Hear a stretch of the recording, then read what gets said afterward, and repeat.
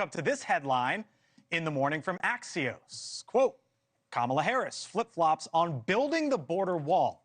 Now, what you are hearing today from some Democrats and talking to some as well is that they'll say this wasn't necessarily a flip at all because, as they put it, the bipartisan border bill was a compromise. That's what you want in Washington, right? They'll argue. Compromise. That's a good thing, they say.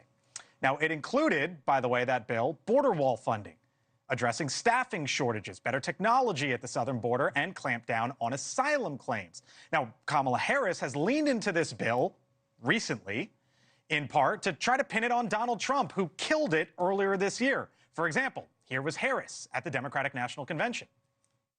I refuse to play politics with our security, and here is my pledge to you. As president, I will bring back the bipartisan border security bill that he killed, and I will sign it into law. But Republicans point to Harris's past opposition to the border wall and that she was a very vocal critic while she was in the Senate. Senator J.D. Vance, the only candidate out on the trail today, for example, suggested that the upcoming presidential debate could look something like this.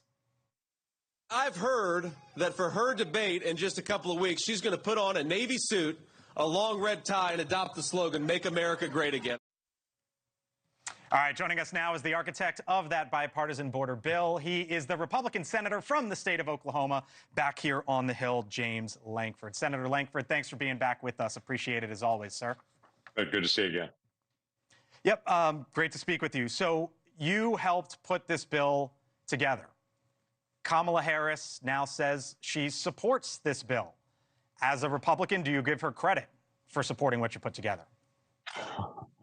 Well, it's hard for me to give her credit on it in that she was never a part of any of the negotiations. We had negotiations for 4 months on this. She or her staff never appeared, not one phone call, not one Zoom meeting, not one live meeting. So it's interesting that they are now embracing it when for 4 months we had to fight to be able to get this bill actually pulled together. Literally, Did for you ever 4 try to months, reach they out didn't to want her? to do any of it. Well, we worked with the White House team, and they brought in who they chose to be a part of the negotiating team. We negotiated with Chris Murphy and with Kirsten Sinema in October and November. The White House then joined us in late November, and we never had anyone from the vice president's staff that was ever tapped to be able to be in it, nor the vice president ever in that.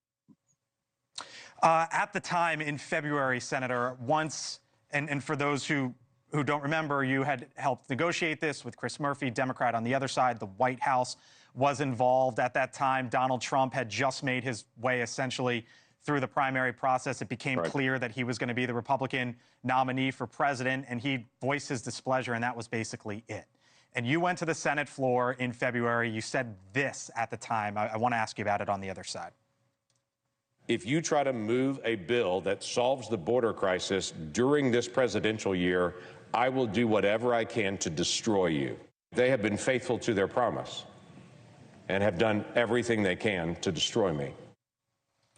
You haven't been destroyed, Senator. You're still here, as we can see and as we're talking to you.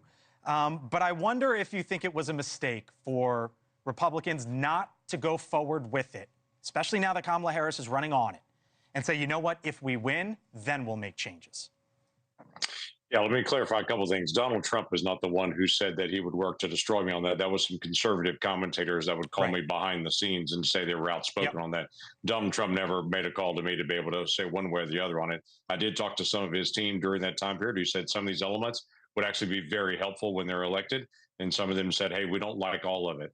There was this theme that ran through all of it. If we can't get everything, we shouldn't get anything on it because we need to get everything. There's a lot more that needs to be done. And by the way, I agree, there's a lot more that needs to be done. But I'm looking at this from a national security perspective to say for national security's sake, we should close down as much of the border as we possibly can right now. And working with the White House, it was very clear they didn't want to do any of it. And at that time, for 3 years, had chosen to do nothing but open the border up. And during the negotiations, had drugged their feet through the whole process. My emphasis was we should get as much done as we possibly can get done, do that, then come back and do the rest. But we've got a national security crisis. We should focus in on that.